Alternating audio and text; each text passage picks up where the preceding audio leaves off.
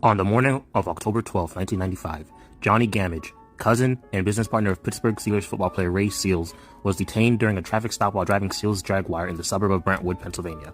According to witness testimony, Lieutenant Milton Mulholland pulled Gammage over for tapping his brakes and called Officer John Vachtas for backup.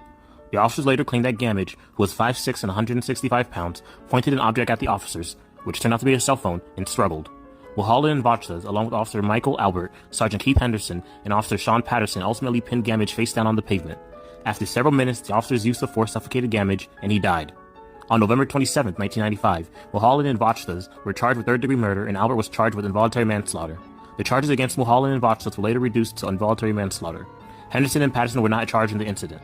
Officer Vachtas was acquitted by an all-white jury and a year later promoted to sergeant.